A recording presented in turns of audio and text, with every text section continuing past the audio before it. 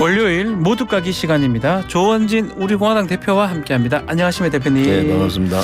자, 대표님 이제 총선 5달 정도 남았습니다. 저 궁금한 게 이쯤 되면 대통령이나 영부인 어떤 행보를 보이는 게 보통 맞습니까? 또 경험을 또 많이 하셨으니까요. 지금 뭐 대통령께서 대구 칠성시장은 굉장히 큰 시장입니다. 서문시장 다음으로 크니까 아주 큰 시장이죠. 거기를 방문하셨다는 것은 우선 내 사람부터 좀 챙기겠다. 자기 지역 우선 거기는 우리 지지자들 먼저 챙기겠다 하는 그런 의도가 있고요. 또 김건희 여사께서 호남 소록도도 방문하고 광주, 순천도 전남 방문하고 많이 갔습니다. 이렇게 방문하는 것은 나름대로 그 민생 행보로 이미지를 많이 바꿔가고 있는 거다 이렇게 볼 수 있고 또 대통령실이나 뭐 대통령께서 뭐 소통하겠다는데 가장 국민들한테 보여줄 수 있는 게 시장 방문이잖아요. 그런데 저는 이제 너무 요즘 지역을 좀 다니고 많은 분들을 만나니까 이 민생 문제가 간단치 않습니다. 지금 심각하다. 뭐 특히 물가 뭐 고금리 여기에 너무 힘들어해서 가시적으로 이런 부분들을 어떻게 보여줄 거냐. 좀 그런 부분에 있어서는 대통령실이 대단히 고민을 좀 많이 해야 된다. 이런 생각입니다. 가는 거 이상의 뭔가 정책이라든지 이런 게 좀 필요하다 이렇게 보시는 거군요. 뭐 정책적으로 대통령께서 예를 들어서 뭐 그 은행의 불로소득 비슷한 그런 부분. 횡재세라고 표현하던데요. 저는 야당에서 지금 횡재세 도입 검토하는데 저는 맞다고 보거든요. 횡재세 도입을 해서 그 고금리에 의해서 가장 어려운 자영업자 소상공인들이 고금리에 희생되고 있단 말이에요. 은행은 또 돈 벌고요. 금융기관들은. 고금리에 대한 부분들을 빨리 그 희생을 어떻게 정부 차원에서 그 정리를 좀 해줄 수 있느냐 이런 부분들은 좀 중요하다. 또 물가도 지금 계속 조금씩 오르는 추세잖아요. 그래서 이제 이 총선 전에 이제 그 설날도 있고 신년도 있고 이런데 그러한 부분들의 물가를 못 잡았을 때 어떡할 거냐. 그래서 그 이 민생과 관련된 뭐 메가시티 서울 뭐 그것도 정치적으로 충분히 말은 할 수 있어요. 그런데 민생과 관련된 가시적 그런 그 조치들이 좀 나와야 되는 거 아니냐.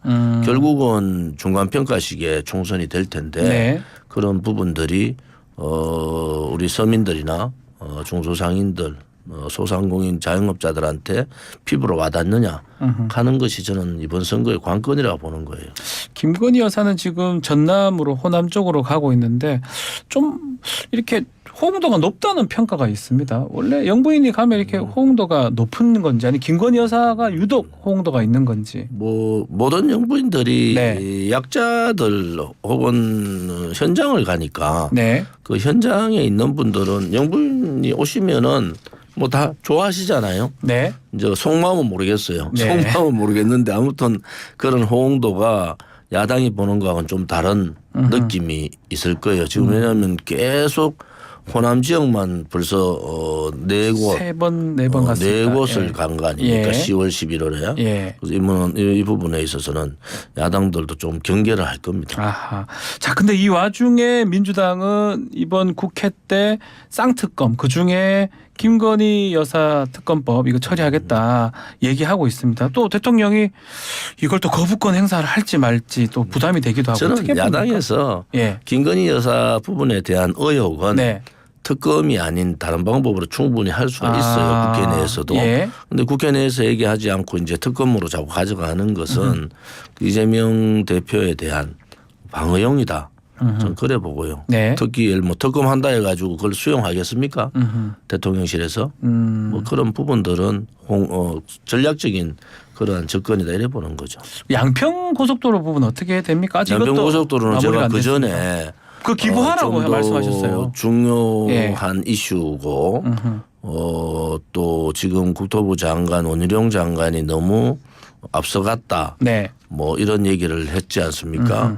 이러한 부분에서도 이슈가 총선 가까워질수록 불거지는 것이 아니라 네. 줄어들잖아요. 예. 그것은 이슈화를 못했다는 거죠. 아, 민주당 입장에서요? 쪽에서. 민주당 쪽에서 뭐 다른 걸 가지고 자꾸 하다 보니까 이슈가 너무 많다. 그러니까 국민들이 양평 문제는 이제 뭐 크게 생각하지 않아요. 지금 뭐 일본 오염수 문제 얘기 나오는가요? 잘 안 나옵니다. 안 나오잖아요. 예. 이미 이슈는 한 번 지나가면 그냥 지나가는 겁니다. 자, 그러면 이게 이런 이슈들, 이 양평 고속도로라든지 이런 이슈들이 총선에 어떻게 영향을 좀 미칠까요? 아직 많이 정말 남았긴 하지만. 이슈가 많이 지나가 버렸다. 예, 예. 뭐 일본 오염수나 양평 문제도 그렇고 지금 새로운 이슈를 가지고 야당이 자꾸 얘기를 하고 있잖아요. 네. 그러한 이슈들에 또 이제 총선 시절이 되면은 이제 12월 돼 보세요. 이제 네. 공천 문제가 막 나오면은 아하. 그런 이슈들이 거의 다 묻혀버립니다. 이제 정치 공학적으로 막 돌아가는 거죠. 누가 공천을 받느냐 안 받느냐. 또 신당이 만들어지냐 안 신당이 만들어지냐. 나오냐 안 나오냐 뭐 이런 얘기 쪽으로 돌아가기 때문에 네. 이슈를 세우기가 조금 힘들 거예요. 힘들 것이다. 자, 그리고 지금 내년 총선 지휘할 여야 지도부 용태론에 직면했어요. 뭔가 선거를 앞두고 좀 무게감 있는 분들 좀 정책 결단해달라 이런 것들 항상 있었던 것 같아요. 그 무게감이 중진이라서 무게감이 있고 네. 지도부라서 있는 게 아니고 네. 용태를 하는 것은 열심히 일한 사람들은 해야죠. 그런데 권력의 맛을 보고 무소불위로 권력을 누렸던 사람들, 네. 휘둘렸던 사람들, 혹은 무능한 중진들, 뭐 손으로 꽂아라 해도 다 꽂을 수 있어요 저는. 네. 그냥 선거철만 되면은 국민들한테 얼굴 보이는 사람들, 지역구 관리도 안 하고 또 법안 내지 않고 이런 사람들의 퇴진을 요구하는 거죠. 예. 그냥 중진이라서 다 용퇴해라 이런 건 아니라고 봐요.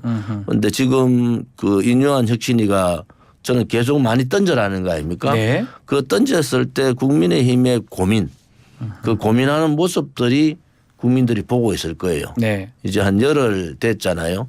뭐 대통령과 가까운 분들 뭐 표현은 잘 하시잖아요. 뭐 이렇게 지도부 또 혹은 중진들 험지 예. 출마 혹은 퇴진 요구했는데 네.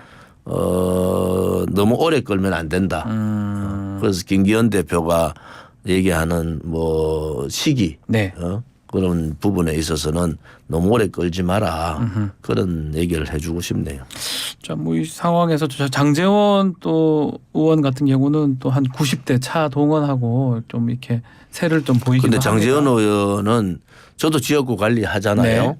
그런데 4,200명 모은다는 대단한 능력이 엄청난 있는 겁니다. 거죠. 엄청난 능력이 있는 겁니다. 예. 그런데 이제 국민들이 인요한 혁신이가 뭐 대통령과 가까운 분 하니까 장제원 뭐 권선동 이래 하니까 권선동 의원은 아이고 나는 이제 윤핵관 아니야라고 이제 얘기하고 다니잖아요. 네. 그런데 장제원 의원이 저래 하는 것은 인적 쇄신에 대한 반기를 든 거잖아요. 아하, 그렇게 봐야 됩니까? 그래서 그 부분을 용산에서 어떻게 보고 있느냐라는 부분이 굉장히 중요합니다. 네. 예를 들어서 장제원 의원이나 권선동 의원 혹은 여러 제가 말한 일 안 하는 중진들인데 대통령과 가까운 사람들에 네. 대한 처리를 어떻게 하느냐가 국민들의 예의주시하고 있는 거고 인요한 혁신위의 성공 여부도 거기에 달려 있다 봅니다. 인적 쇄신을 말씀하시는 거네요. 지금 문제는 여당이고 야당이고 저는 이번 총선이 시대 교체 및 세대 교체 이 두 개 하두가 돼야 된다. 예. 시대 교체라는 것은 반개혁적 인물들 또 386 운동권들 소위 그러한 그 구시대적 퇴행적 행위를 하는 여기 부분을 한 시대를 바꿔야 되고요. 예. 세대 교체라는 것은 좀 젊어져야 됩니다. 그런 두 가지의 이 이슈를 하두를 여야가 할 수 있는가 하는 부분이 이제 국민들이 선택을 해야 된다.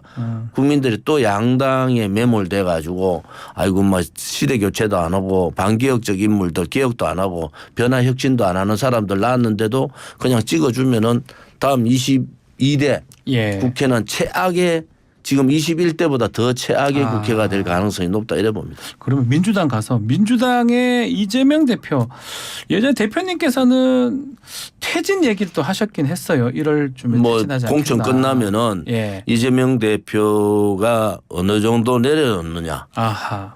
또 이쪽 국민의힘은 윤석열 대통령이 어느 정도로 민생의 민심을 얻을 거냐. 네. 이러한 부분들이 선거 막판에 이제 막 붙을 겁니다.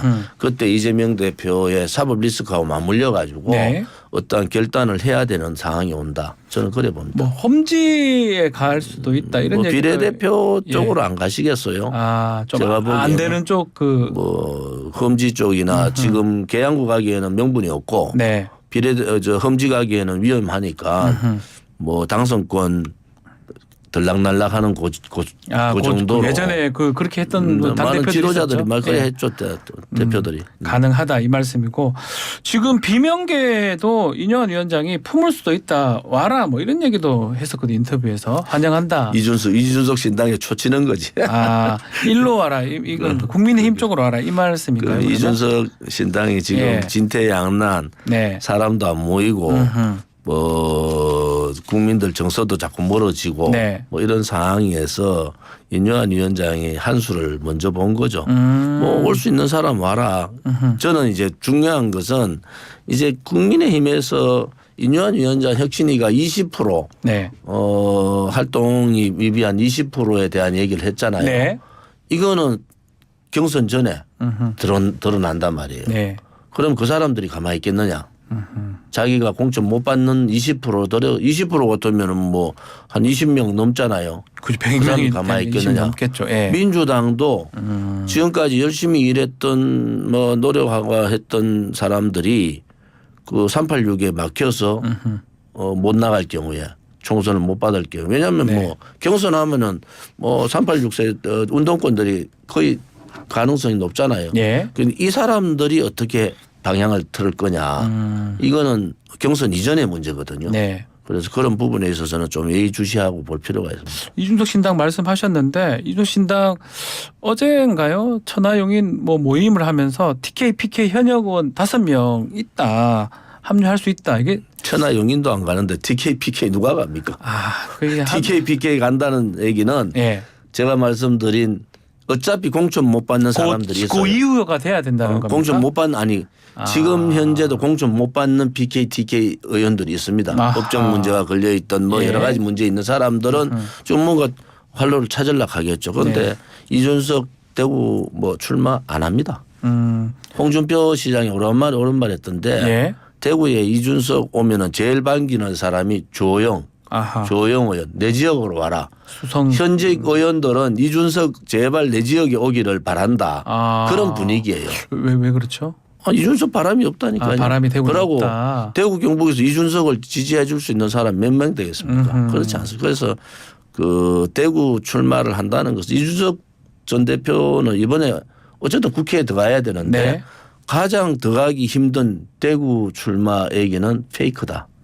이렇게 보죠. 그러면 어떻게 신당을 만드는 겁니까? 아니면 국민의힘에서 어떤 역할을 맡아가지고 국민의힘에서 지금 하는 그 겁니까? 신당 문제가 예. 벽에 부딪혔어요. 예. 왜냐하면은 뭐 청와동인 누구도 얘기 안 하고 있고 지금 TK, PK 얘기하는 의원들도 자기가 20% 안에 떨어진다는 사람들이 얘기하는 거죠. 네. 그런데 지금 현재 신당은 유성민 신당, 이준석 무소속 뭐 이런 구도로 가지 않겠느냐. 이준석 대표는 무소속으로. 뭐 본인이 신당으로 해서 어디를 출마해 가지고는 비례대표 말고는 네. 신당 갔는데 비례대표 2번 받으면 모르지만 그렇지 않고는 국회 들어가기 힘들어요. 그런데 이준석 대표의 오로지 생각은 이번에 국회 들어가야 되겠다는 생각이에요.